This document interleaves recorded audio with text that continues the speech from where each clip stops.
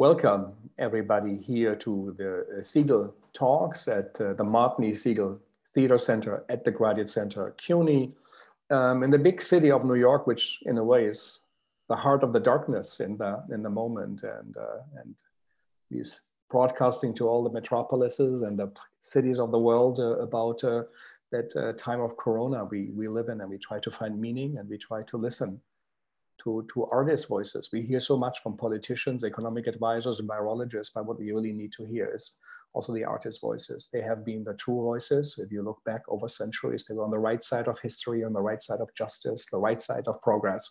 And this is a moment, again, a very serious moment where things will change, already have changed. We might not have seen it, or we might not know about it. We are way too close. And here we are perhaps the only one, and I think we are the only theater institution in New York City, perhaps even in the United States, doing daily new programming. And this is what we do here at the Segal Center. We feel it is important to keep that up. It's also a global dialogue. Tomorrow we have people from Pakistan and India. We had people from artists from Lebanon, from Egypt, from Germany, from Taiwan, Hong Kong, China. This is very important, the work of the Segal Center to bridge academia and professional theater, international Americans. And the artists we talked to today also have been long friends, good friends, and we admire their work.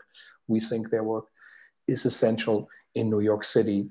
And we have the great Melanie Joseph with us here today, the founder of the Foundry Theatre, that really early on has pointed to what is important, to what is significant, to celebrate life, but also death and the problems we have, or as Buddhists say, life and art should be a joyful participation in the sorrows of life. And that's what the Foundry did. It was a joyful participation in the sorrows of life and showed us about it, and also gave us some signposts where to go. The great Landsman here is with us, who we invented in a way, the documentary theater, participatory, socially engaged art. Is an enormous contribution, a unique American one also compared to the European ones of Kreuzinger and Milo Rao and others, and Aurin Squire, and a great playwright, a great writer also for film and television, one of the, who is able to bridge his political mission, artistic mission, social mission with his work, and also is successful, the best we can hope for. And it makes us proud that this is actually happening. So I thought of Melanie, of course, for the Segal Talks. We are on week 3. Next week, we're gonna have Basil Jones from the great Handspring Company in South Africa. Richard Schechner will talk to us. Milo Rao will be with us. Guillermo Calderon from Chile and possibly from France. Arthur Nogiciel. The big Avignon Festival has been canceled. The greatest celebration of theater in the world has really never happened. As we mentioned earlier, the mosques are closed for the first time in 1,000 years. So this is a moment. So Melanie was on my mind, and then she wrote an email to her friends and colleagues. And I thought, now really, we should have Melanie right away. So tell us a little bit. Well, first of all, I'm delighted to be here, and I'm especially delighted to be here with these two gentlemen whose work I respect mightily. I was very moved and continue to be very moved by the many things that keep popping up on Facebook, emergency support for artists and theaters. And of course, there needs to be so much more, and may it continue and continue. But it makes you feel like somebody is paying attention. Somebody is, we didn't have to ask, we didn't have to beg like normal. And I have a friend who is an undocumented New Yorker who lost his job, and the dead end of his living experience, it was really startling to me. You know, there are certainly no funds, emergency funds popping up from wealthy patrons and foundations and even governments for undocumented people in New York City. And I feel such a kinship, of course, with him, but also with all these freelance folks who've lost their jobs.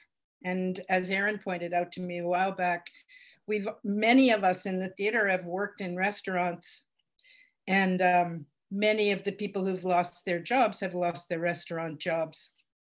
So we do share a lot. And I thought, how can we as artists, how can our community be reached? Could we actually gather 1,000 people to give $15 a month for 6 months? Because it's going to be a long crisis. And I don't even know that 6 months is, who the hell knows? We don't know anything, do we? But then I was lucky enough to be directed to the New York State Youth Leadership Council, which is the first undocumented youth-led organization in New York City. And they are wicked organized and organizers with programs in, I think, about 200 schools. They're organizing undocumented youth. And as soon as this pandemic everybody began to lose their jobs, the organization posted applications now for an emergency fund and set about raising the emergency fund. In about 4 hours, they received 1,500 applications. So they had to shut it down because they knew they certainly didn't have enough real money to support 1,500, let alone all the ones that weren't able to exist. So I thought, let's add to that, because they're really smart. They're incredibly smart organizers at this organization. It was founded in 2007 by a group of Hunter College students who were all undocumented. And they know that everybody pays attention to youth, undocumented youth, to dreamers and DACA and but they also know that they have aunties and parents and grandparents that they have to take care of. So they understand themselves as a source to undocumented families. And so I started this, I put up a GoFundMe campaign. Here is the address. Everybody write this down, $15 a month until September. It's like a cocktail, right? I mean, we can like toast fellow New Yorkers. So here's the site. It's https bit.ly/paying it sideways, because I feel like we're paying it sideways. And so far we're doing fairly well. I think we have, I'm just looking it up now oh wow, more money. We've raised $11,175 for this month and we're trying to get $15,000 a month. And we have 164 people have participated in 8 days. Wow. So off we've gone, here we are. And I can't say enough how moving it is to see the performing arts community stepping up in this way to help our fellow New Yorkers who have no access to anything, certainly not to any stimulus packages. I call this a grassroots stimulus package founded by undocumented youth. God bless them. Anyway, that's what I really wanted to talk about. Thank you, Melanie. We have the also website under your screen image, so people can look at it and see it. I will sign up too. I also tried to sign up for Taylor Mack's great trickle up nyc.org. Somehow I got rejected. I don't know why.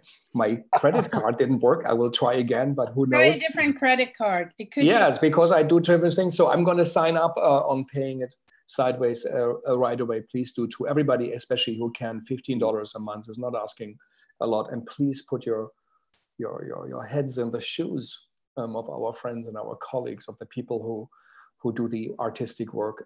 Someone once said that even though it's an odd image, it's like the rainworms in the grass. You don't really see them, but they are the one who cultivate, put air, and they would be dead without And the same thing is, you know, I think with art and theater in the city, and the ones are visible, the ones are bigger and here and stuff, but there are also so many who do a work that really makes the city and life really what it is. And there often it is invisible, but now we really have to step up and help. It's also, as Melanie said, a long way. Melanie, why did you think Aaron and Aurin should join us? And maybe you ask them a question. What does their work stand for? What does their work stand for? Mm-hmm. I think you'd have to ask the audiences of that. I mean, and the participants. What I can say is that I'm attracted to their politics and the way their politics are expressed. And I'm attracted to the fact that they actually are, that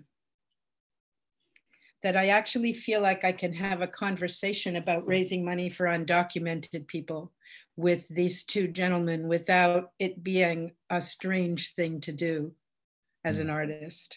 I just feel, I feel they're brothers of mine in the creative community, and I don't have that experience all the time, or even as often as I wish I did. So I just feel that both of them are alive. Their work is in the world. Their work is in the world. It engages with the world. It interrogates the world. Thank you. Thank you, Melanie. Before we come to them, where are you now? Where are you sitting? How does your days look like? How do you experience as a person? You know, how do you experience everything?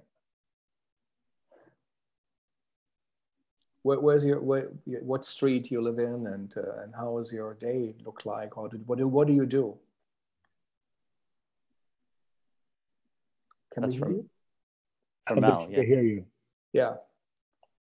I think she can't hear you. Can hear we, Aurin. Maybe then let's go on to you, Aurin. Here. Okay. I don't know. I mean, I just wanted somebody else to answer. Yeah. Oh, okay. Okay, Aurin. So let's come to you. And Melanie spoke about your work, and in which way is it political, and what is this new situation we all live in now? What is it adding to it? Well, I started off as a reporter in high school. So I was used to doing budget, which back then was the newspaper term for having your daily meetings and your pitching stories. So a good newspaper story always has, it's either, you know, they say bleeds or what bleeds leads, but really it's something that's provocative. And for longer investigative pieces, which is how I consider theater and film and TV, there has to be some gray in it for me to take an interest. So I recall a few years ago, I was working with Tectonics Theater Company on a project about converso crypto Jews, people who fled the Spanish Inquisition and settled in the Southwest of America. And I was looking for the gray area, which is a lot of these people who fled the Inquisition, kept their Jewish identity secret, and then used their power being under the guise of the Spanish regime to suppress Native Americans and help colonize those areas. So I'm always looking for gray. And when I was finishing that project, one of my collaborators said, hey, would you be interested in working on a Jenna 6 project about Black high school students and racial discrimination? And I thought about it, and I said, to be honest, I don't know what the angle would be, because in this case, one side, in my opinion, is clearly right, and the other side is clearly wrong. And they're racist. So what am I watching besides me reiterating what I already know? Whenever I dive into a drama or working on something, we're always like, what's the gray area? What's the twist? And so that's the way I write my plays. The first Brain was a political satire and science fiction and all these things about aliens from outer space invading people's heads and making them really staunch right-wing or really staunch left-wing during an election year and destroying the country. And this happened in 2016. And we released it in the summer, which was 3 months too early. But we were examining, not just criticizing the right and Fox News, we had to find our own parallel on the other side. And then on The Good Fight, the same thing, at a Black law firm, what are the issues that are in the gray area? And then for Evil, Spiritual, what are the issues that are gray, spirituality that cause us to question ourselves. If I know the answer to something, I generally don't write it. Or if I know the answer is so solid that it's not even, it's like, no, don't. What's the point? Rape, kill. Don't rape and kill. It's like, okay, well, that's a tweet. That's not a. Right. So what's the gray area? What is the gray area now? I think the gray area now is that I woke up this morning and I do my daily meditation, and I was thinking about what I'm gonna do, and I've been giving to Pay It Sideways. I've been giving to T.I.M.E. I'm happy to do that. There is a part of me, thanks to TV writing the last few years, that has some extra income. And I have invested money in the stock market.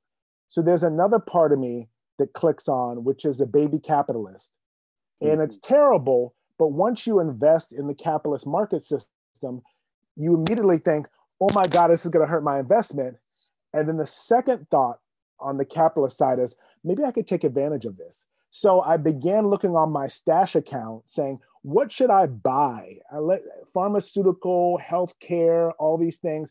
So I am contributing and paying to this, donating to charities. And at the same time, there's a part of my mind that thinks, maybe I should invest in this for testing because that's going to be. But good. Not pharmas, really, Aurin, really? The pharmas that are going to be creating the vaccines that we're going to need, they're going to be distributed around the world, that billions of people are going to have to take. I'm thinking like, is that an investment? And this is just a tiny thought, a tiny germ that balances it out. And I think that as artists, our general mode is there's a crisis, let me give, which is good. It's like, let me give, how can I contribute? How can I use my creativity? And then from the capitalist angle, there's a part that thinks, oh my God, there's a crisis. Are my investments in retirement protected? Number one, and number two, because I didn't grow up in a rich family. I didn't grow up with all these things. Is this protected so I can live?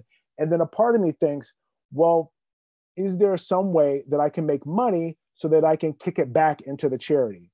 And I think that that is the icky gray area that we talk about in America, because there is a difference, in my opinion, between giving and charity and philanthropy. And I do all three. Someone asked me, hey, I need $500 to put up a show. That's giving. I'll give that, sure. I'm not going to see any return on that. That's a one-time. Or, hey, I need $500 to pay the rent. Great. Charity is, hey, we've created this organization to address your needs. And that's important too. These are your needs. And then philanthropy is, how do we create a system that's sustainable, that deals with our needs? It deals with your needs, but then my needs too. And it gets rich people and capitalists who have the money to reinvest and become a sustainable system. So I'm always thinking, you know, I'm a Buddhist and I've read the Diamond Cutter Sutra, which is about investments in business. They always say in Buddhism, you don't want to be a poor Buddhist. You don't want to be someone who has to rely on your parents for money, rely on this and that. You want to use your skills so that you can create a system that is sustainable, because a sustainable system is able to give back to people without having to go around and annoy people. And then people jump on board, like what Melanie's doing, like what other people are doing, Taylor Mack in the arts community. Those are sustainable systems because you're dealing with the community, you've invested in the community, and community is more than willing to give back. And so I'm always trying to balance those three levels of giving in charity and philanthropy. So I'm getting supplies from China, and I gave away 400 or 500 masks 2 weeks ago to different doctors' offices down here. That's just, and I'm giving and all these other things. Then I'm thinking, okay, what's going to be the return so that I can get more masks down the road? Because this is going to last for 18 months or 2 years. What's going to be the things that are going to be? The system, in a way that you also say you kind of helped you to sustain yourself or others, but isn't the system also the reason why things are not working? Yeah, that's the what about area. the people? Yeah, I know. It's a fantastic, great that you answered that. Area of now. That's right. That's the gray area of now. 10 years ago, I was a mystery shopper in New York City when I was an artist, and I would go around pretending to be people who I wasn't, to try to, judge how an organization ran and how a business ran. And for a few weeks, I went around to investors and investment firms and pretended to be someone who had all this money, And then I would solicit their investment tips. Wow. And this is several years ago. I was down on Wall Street, and this investment firm was like, you should invest in tobacco stocks. And I was like taking notes. This is me playing. I'm like, oh, okay, why tobacco stocks? It's like, this isn't the stocks for the tobacco company. These are the stocks and the bonds created by the states after they got the settlement for the tobacco company. So rather than give a handout to the cancer victims and families of cancer victims by the tobacco users, a lot of states like Pennsylvania and Michigan created these funds where they took it, they put it on the stock market, and then they used the dividend from that to investors. Now it sounds like disaster capitalism. it was disaster capitalism. It sounds like a great idea because the returns were 10 to 15%. And in my mind, I go, that's too good to be true. That's Bernie Madoff level returns. That you don't get returns like that on a bond. And of course, it did turn out too good to be true. So what happened is Wall Street, all that money for cancer patients, and got people like the fake me, who was the rich investor, to pay into these. And then the cancer victims ended up with nothing. And then Wall Street created these fake bonds, tricked the state like Pennsylvania and Michigan to put all their settlement money from Philip Morris into these funds, and then took it. And so that's the awful side of disaster capitalism, or disaster con capitalism. Aurin, your work deals with systems, thinking in systems, how we are forced to work in systems, how we are reacting to structures that were there before us. And meanwhile, we are asked to create new forms, new structures, and to be part of change. How are you experiencing the moment? Well, first of all, I just want to say thanks to you, Frank, but also to Melanie and Aurin, who I am so loving being a listener on this conversation that I'm going to try to not be super awkward when I talk, because you've both been incredibly articulate, and I like what both of you are saying so much. So I'm thinking in terms of drawing something from what Melanie said, there's I got her email and I thought of all the people that literally on a very on the ground level, in the 10 years that I worked at restaurants, the people who, when I went through a long illness and I was working at Angelica Kitchen on 12th Street, kept me fed. They literally kept me fed. So I was like, well, it's my job to keep them fed. To pay it back or pay it sideways makes total sense. On a more macro level, what I like about this campaign, and one, I'm also going to paste something into chat. So an equivalent for me is I got asked to be a mentor for something. The Center for Arts Activism is doing a really cool campaign where they're trying to ensure that when there's an eventual vaccine, that vaccine is free to the end user, affordable to the people who are going to pay for it, right? So a government is going to pay for it, ideally to give to its citizens for free, right? That's not something that is going to happen automatically at all. And then that it's available to everyone on the planet, because that's the only way a vaccine like that is going to be useful. And they're modeling it on Jonas Salk, and Jonas Salk had this great quote. That's when they asked him whether he was going to patent his vaccine, he was like, "Why? That's like patenting the sun. Why would I do that?" So I'm working and I'm giving some time to the Center for Arts Activism, but an hour a week. They asked me to be a mentor because they were like, "Oh, you're creative. You have these creative strategies addressing politics and kind of the formal aspects of politics."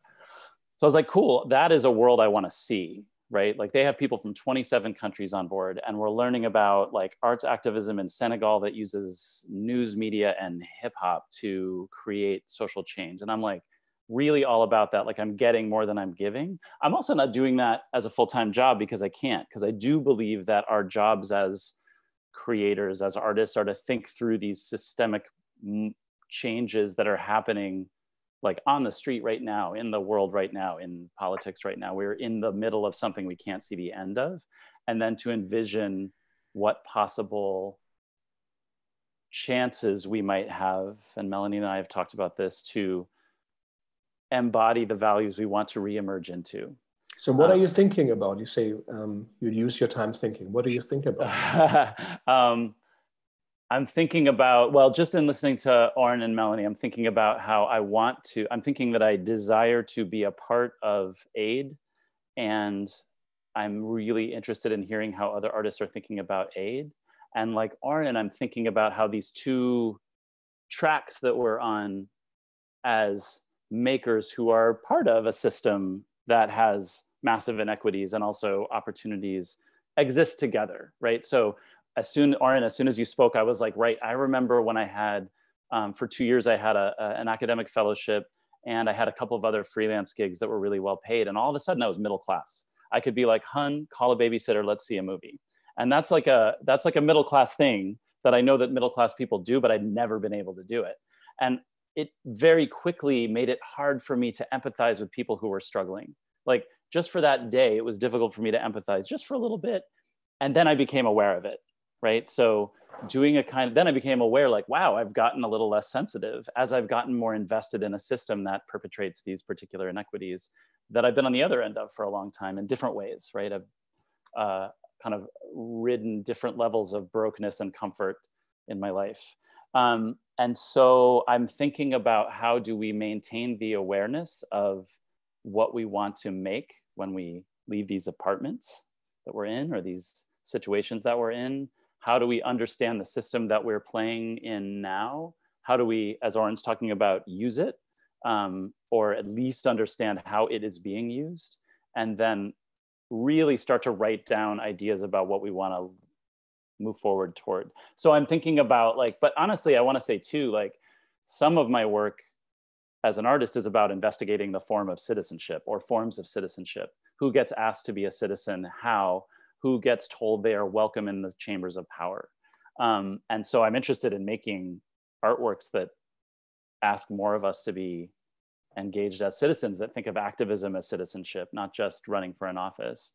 And I'm interested too in this moment politically, because I think, 6 months ago, you could not say that universal basic income was a viable issue that any major party candidate could even speak about. And I think you can speak about it now, as many of us are homeschooling our kids and recognizing that domestic labor is labor that should be monetized and that universal basic income contributes to that. So like, I don't know what the theater I want to make is about that. I know that some of the work I've been doing with my Perfect City project is about like, the leaders are people who have not been asked to be leaders before. It's very hard to know what art I want to make and if it's theater. I have to say, like, I think, and I'm trying now as we've been here for a month to think through how we want our field to embrace the bodies that we want to embrace the values that we embody as individuals, because I don't think it's always done that. And I'm curious about that, but I'm thinking more, I'm still thinking of the systems. I guess that's a little bit of a ramble. I think that I watched this really interesting, I've told Aurin about it. I watched this really interesting town meeting that was hosted by the Rising Majority, featuring Naomi Klein and Angela Davis, which was really a powerful thing to attend. And I think about, in particular, and I wrote to these gentlemen saying this myself, like I want to look at these times and see what they're asking of us. Because if it's just a matter of, once this over, we're just gonna go back to, as long as we can get back to what we were doing, Nuh-uh. Getting back to, I've been radicalizing myself for my whole entire life. And I've been, trying to say I've been trying to convince people the status quo is the problem, actually. So now we have this moment, I think, to really stretch our imagination, our radical imagination as artists, and to think about what how do we kick the door? Somebody said, I think it was Naomi, I'm not sure. How do we kick the door of possibility open as wide and for as long as possible? And let's face it, we wouldn't have had a Bernie or an Elizabeth Warren if there hadn't been a huge grassroots movement for them to ride in on.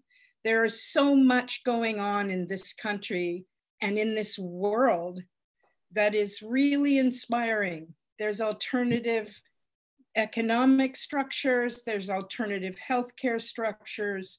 It's something that the Foundry's, explored for 25 years and shared with people. And now here we are. And you know, Naomi Klein wrote a really fabulous book a while back about called Shock, I think it was called The Shock Doctrine, about disaster capitalism. And she quotes, I'm going to read you something because it was just so incredible. In her book, in that book, she quotes Milton Friedman, of all the economists for her to quote. And it's the opening quote. And he said, only a crisis, actual or perceived, produces real change. And when the crisis occurs, it depends on what ideas are lying around.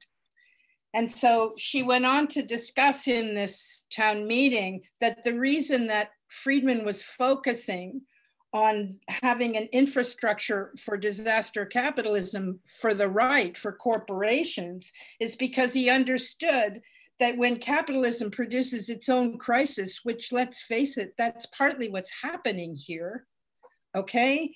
Then he understands that the left or the progressives or whatever you want to call people who are thinking and making alternative structures, it's a huge opportunity for the left. And he actually wrote a letter, I think it was in 74, 75, I haven't looked it up to be sure. He wrote a letter to Pinochet in Chile. And he said, the thing that's wrong with your country and with the thing that went wrong with Chile, like before you became the dictator, and what's wrong with my country took place in the 30s. Well, what happened in the 30s? I mean, it's kind of what we want to be happening now. It's kind of what, you know, Bernie Sanders isn't a socialist. He's an FDR progressive. He never talked about nationalizing anything. He never, you know, anyway.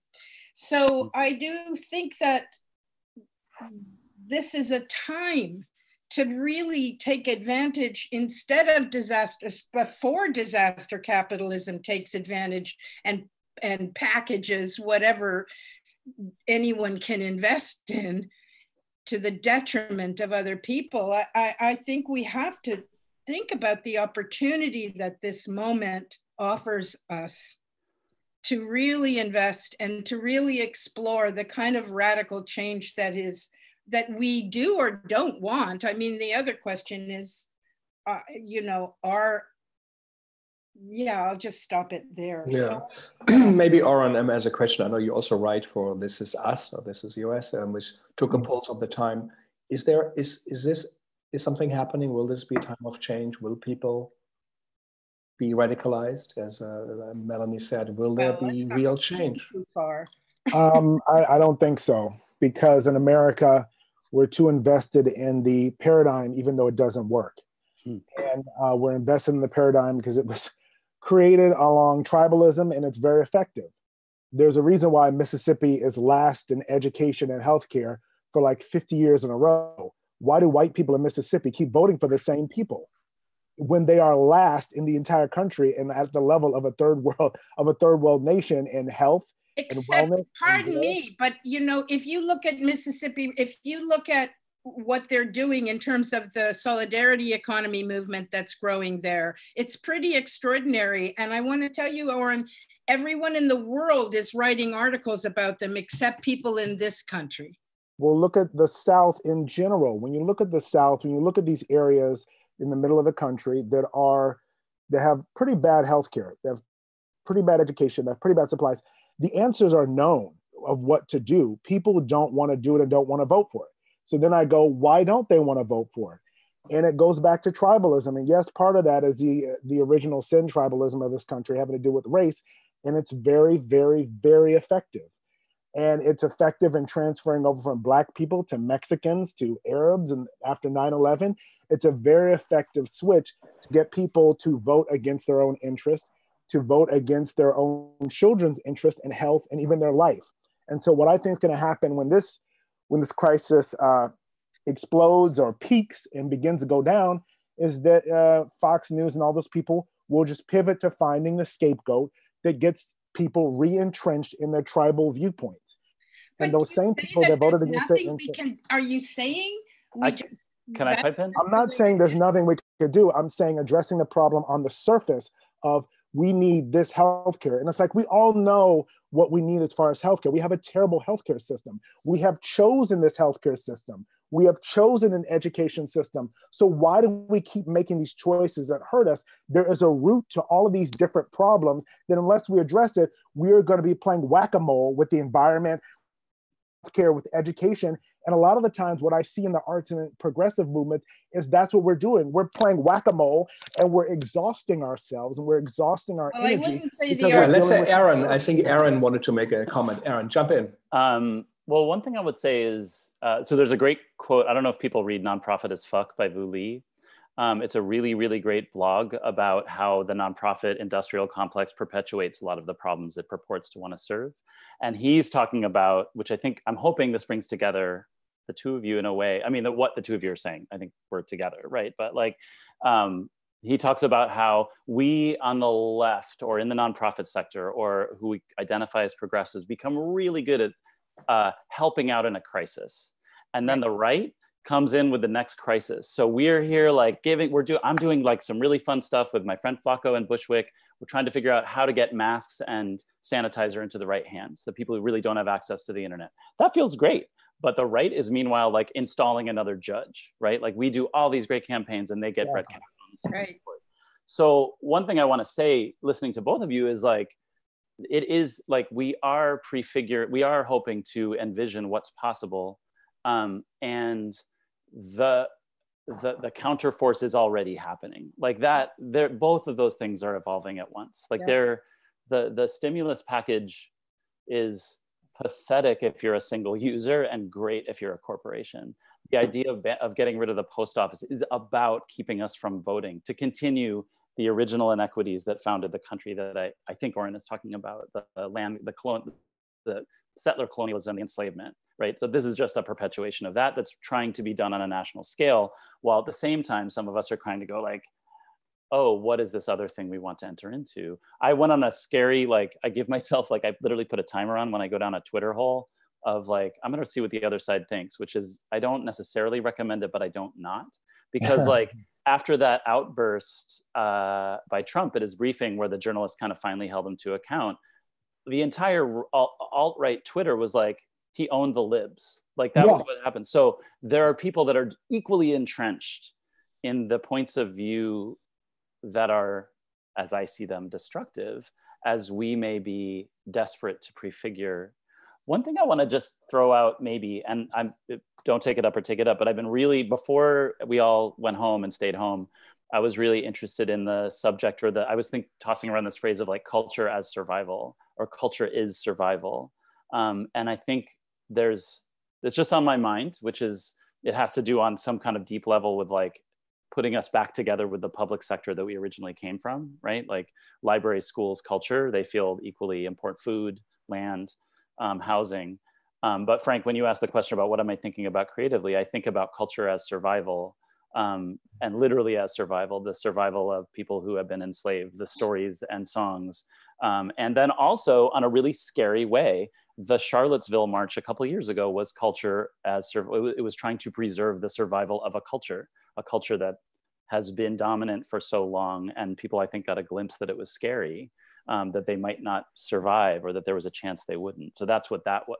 For me, this is just that moment where we're thinking about what culture as survival means. That's what I'm thinking about a lot. And on culture note, that is the issue that the right and disaster capitalism has over us. They've created a lifestyle.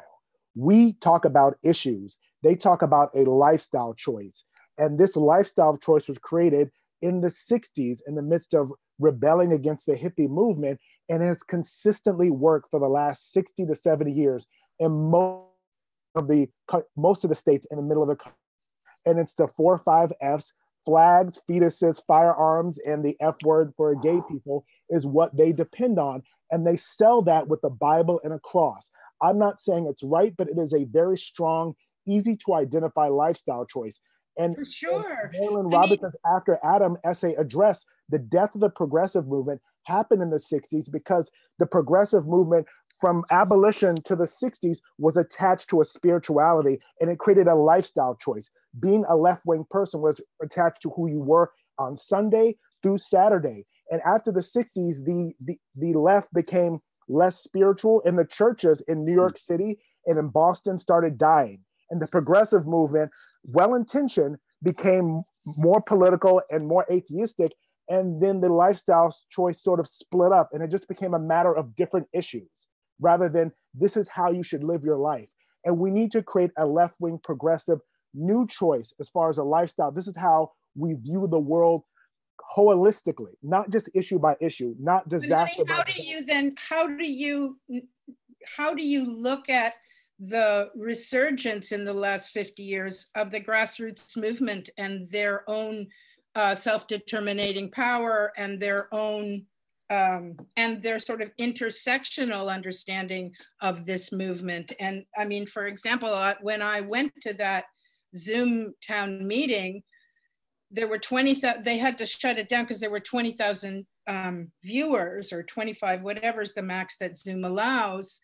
And more than half of them were from around the world. And when I used to go to the World Social Forum, you know, there were 186,000 people representing people from all over the world.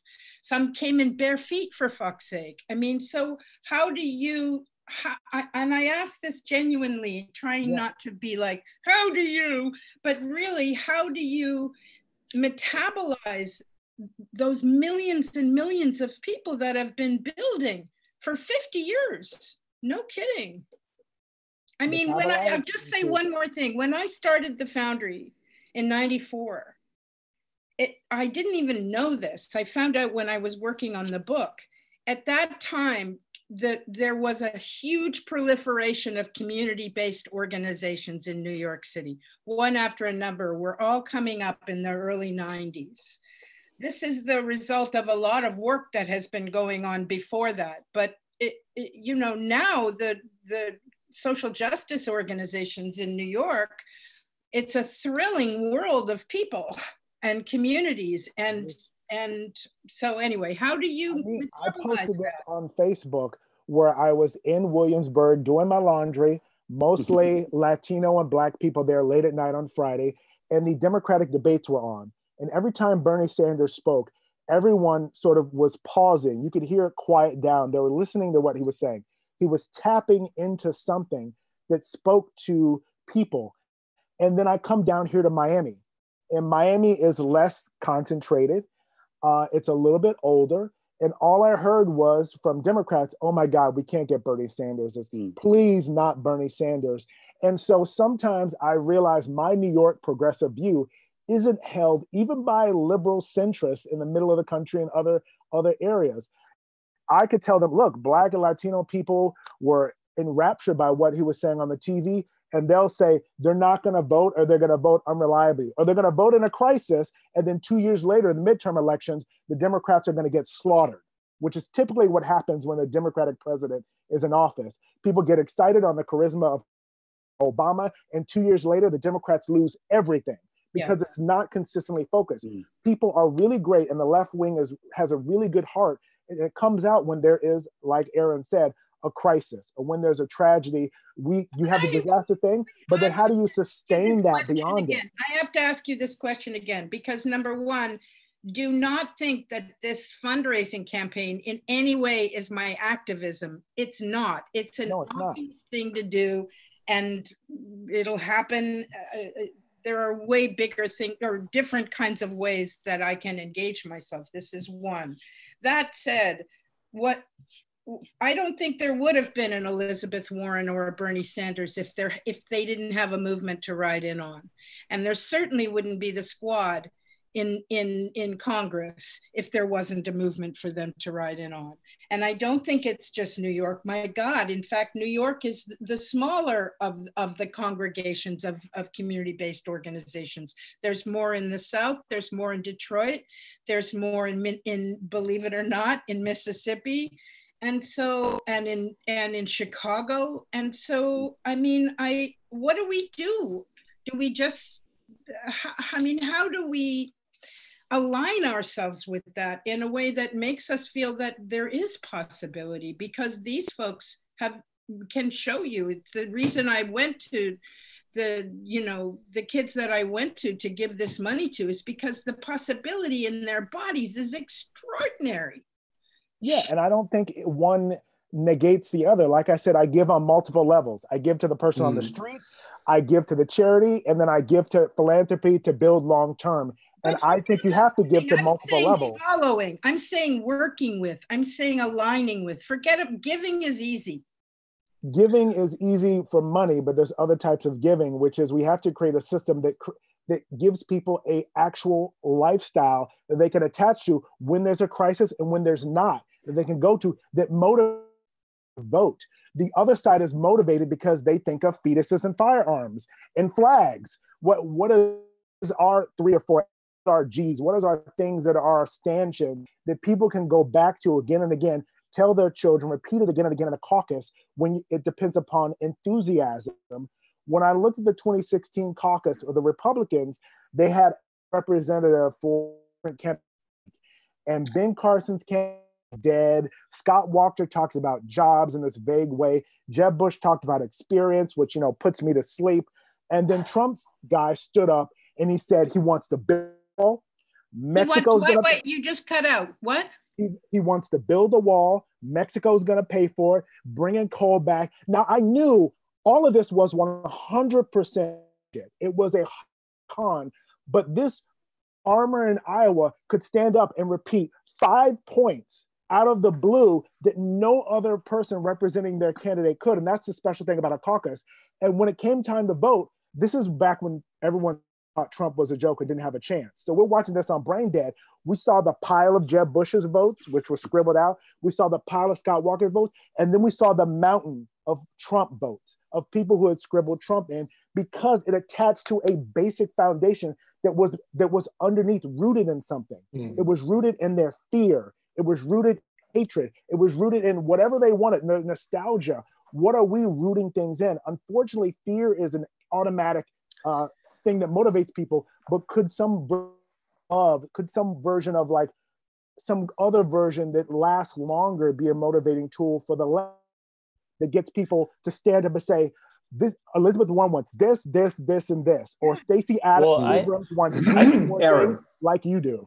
Aurin. I mean, I would say, I think part of the answer, this is like slightly, it's my own cliche here, but I mean, part of the answer is local. I mean, it's attaching local concerns, issues, subjects to something like a larger narrative. And you could call the larger narrative a spiritual one, right? Like the 4 Fs, or you could call it a creative one or a metaphor, whatever it is.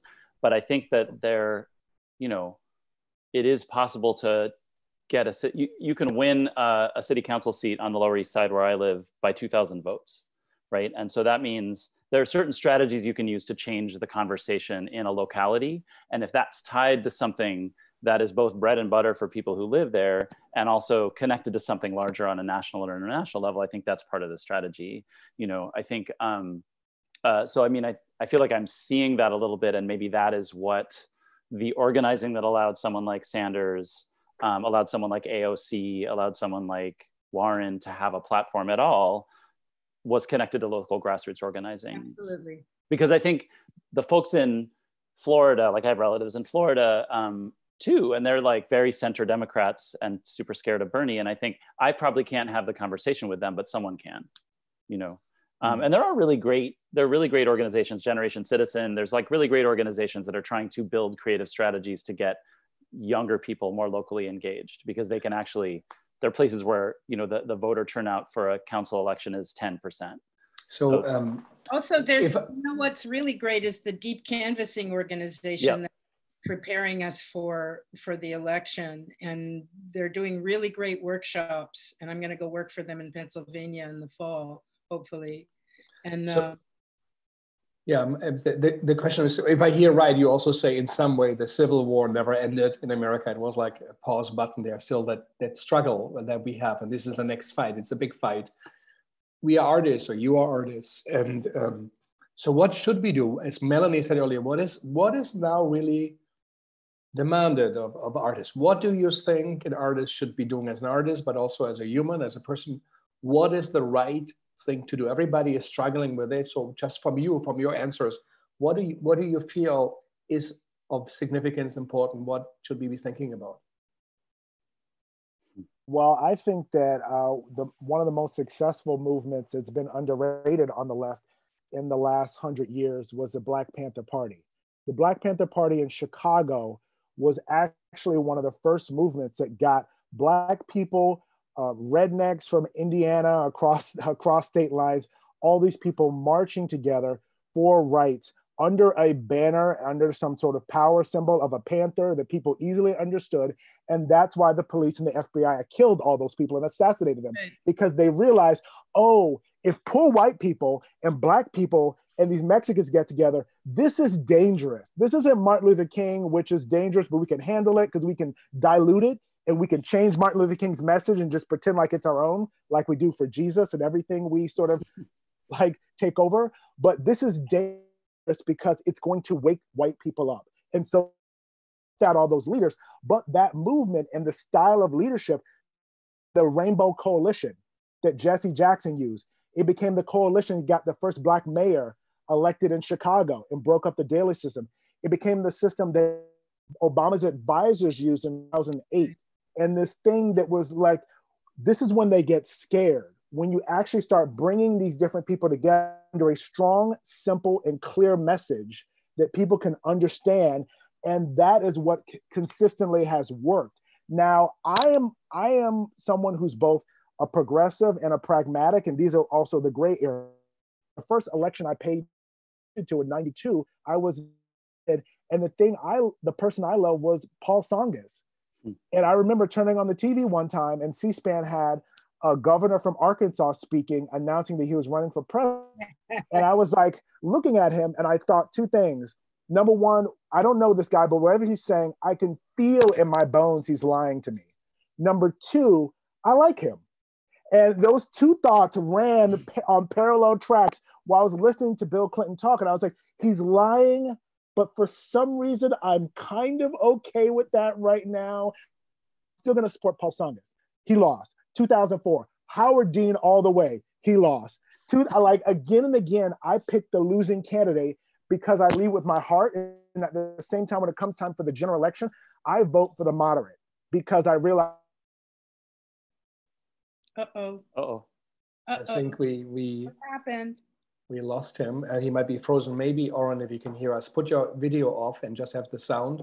But maybe the question to Aaron. We lost you on, I vote for the moderate is where it stopped. You can hear me? I just said that was pretty much it. I vote for the moderate, but at the same time, my heart's with the more progressive movement. And I think it requires some pragmatism and maybe some deception where you have this clear, simple message. Because when Clinton tried to explain healthcare in the 90s, people were like, this is confusing to me. So you need to have a clear, simple message, and then you have to fudge it when it comes down to actually executing it. So you're saying we see the leadership system like a Black Panther and a very clear message people will be able to connect to, and artists should be part of that. Aaron, what's your... Yeah, I mean, just to add, to build on that, you know, the Panthers and the Young Lords is exactly what people are doing when they do mutual aid networks, which are popping up all over the world right now. So that is like, and hopefully many of them are recognizing the lineage. I would also say ACT UP, you know, the Center for Arts Activism is using ACT UP strategies. And in terms of, to the point that Aurin made about messaging and simplicity, silence equals death was a thing and an image and a phrase that, you know, really had valence, that had these really incredible outcomes, like powerful outcomes for everybody, right? The reason we're going to get a COVID-19 vaccine in 8 months to 16 months, as opposed to 10 years, is partly because of some of the ACT UP activism that happened around AZT. So, I mean, I guess maybe as artists, we should be looking for ways we can both attach to programs that have a historic resonance and work now, and then also perhaps allowing ourselves to try to find those messages and images. Like the pink triangle is really like emblazoned as someone who arrived in New York in 1987. Like that was something that changed the world, right? That changed the world in positive ways. So I think it's, yeah, I'll leave it at that. Can you ask the question again, Frank? Looking at you who have done 25 years of extraordinary work in an artistic, aesthetic way, which is important to you, but also in a very political way, socially engaged with an ethical and moral impetus. Right now, you in your apartment where you are in New York City, what do you feel? What is this thing we should be doing, should be thinking most about? What is of significance right now? I feel like I really feel like this is a moment in which we can think about reset. I really do. And I feel that, how that operates in my own community, such as it is, the idea of being able to return to exactly what they were doing, I think is not only a missed opportunity, but it's primarily a missed opportunity, but I also think it deadens our radical potential as artists, as makers, let alone as political animals. And I would say that I really feel we're not done. Disaster capitalism is perched like crazy right now, okay? And it's there's a lot going on. There's a lot being set up even now. And I feel if we don't fight for, single payer healthcare, if we don't demand that that Biden stand up for some of these changes, as Bernie is going to do, I believe it's in our, we are artists in the world. We don't only make art, we make the world. And I think that in many ways, what's liberal about us gets in the way of our greater participation as in our hearts as progressives. And I feel in the same way that I hope we don't return to making the exact same theater in exactly the same place as if it was a frozen moment. I hope we don't continue to be stuck and afraid of this moment being something that allows us to participate in a reset. There's a lot of people working on it and they need us. Yeah. And are you guys, maybe we are becoming close to it, and it was a very significant political discussion we had today.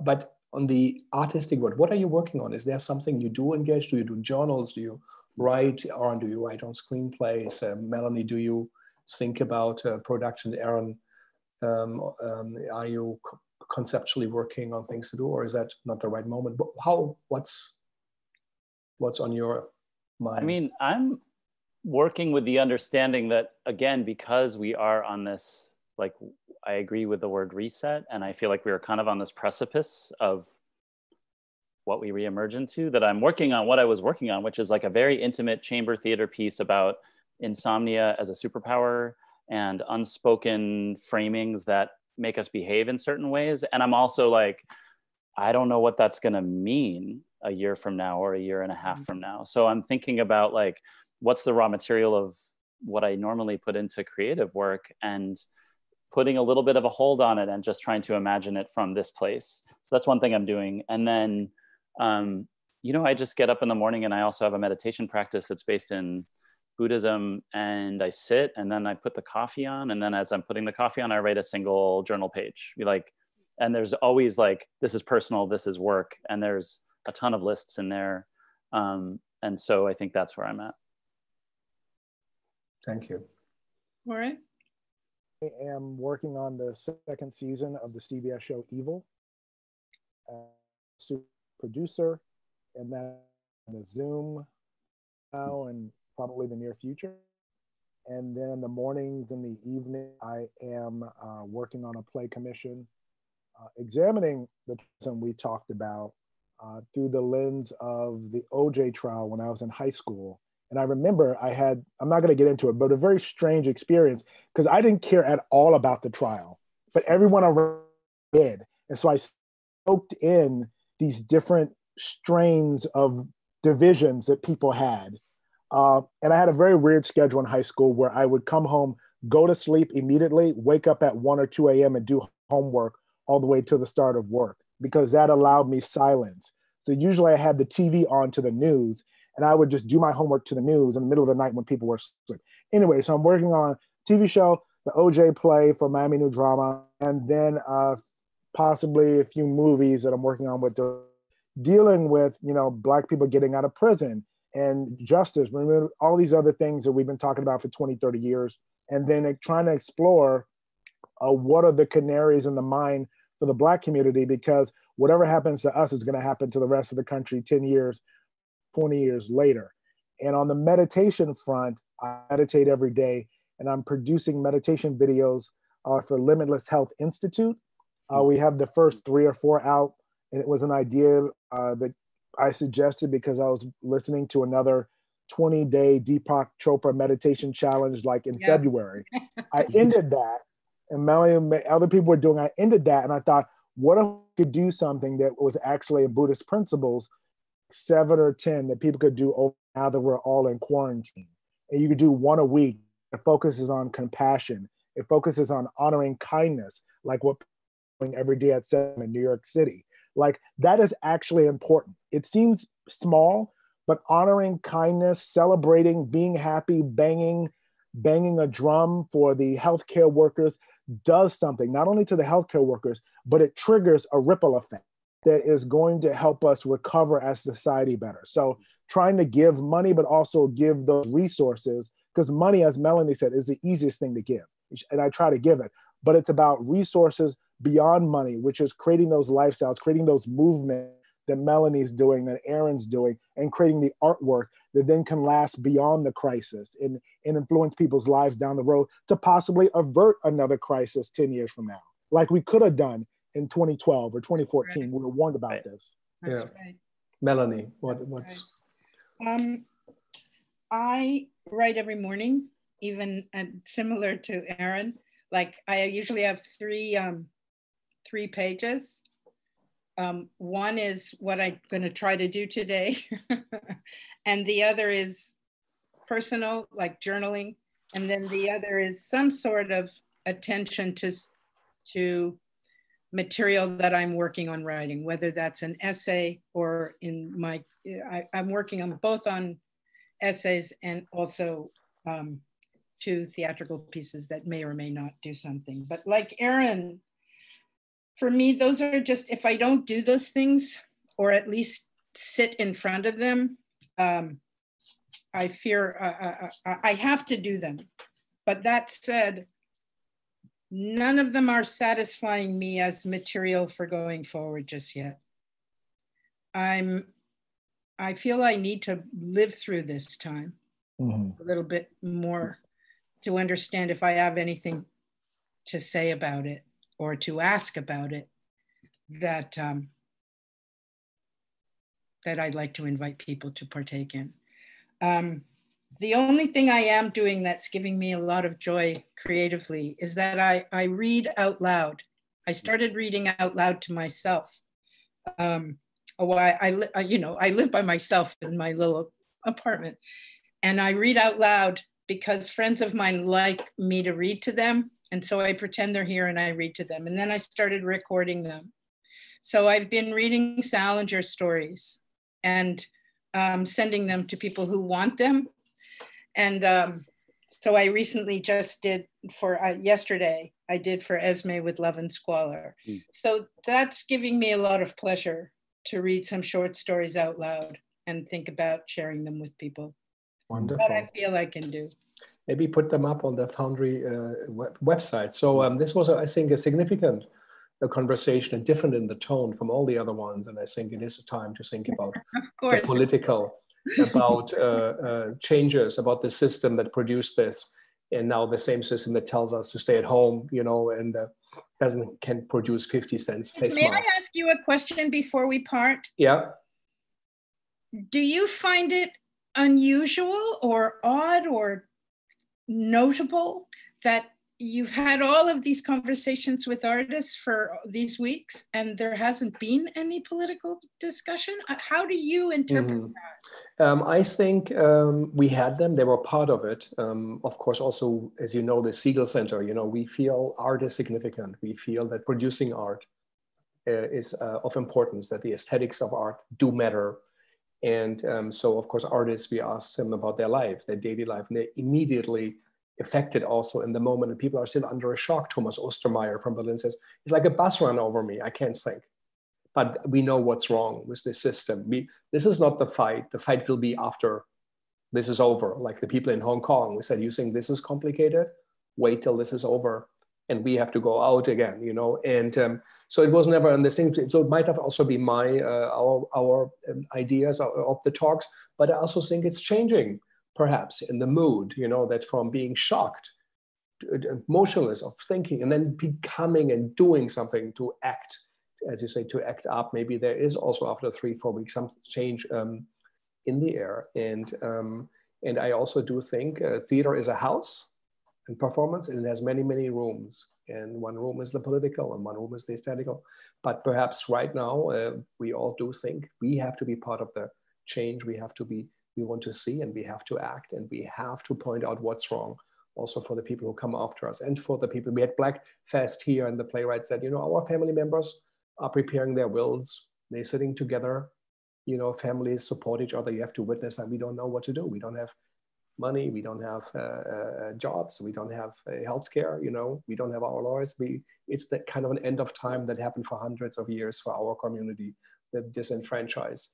And so it is a moment where we have to do that, but also do think that the art is what makes it, what we miss now, what isn't life is what the arts is about. And we always also feel it's part of it. But the political, of course, is always on our mind. So thank you for being there, staying with us. I think there was a very significant, important discussion. I hope you guys might be able to join in today.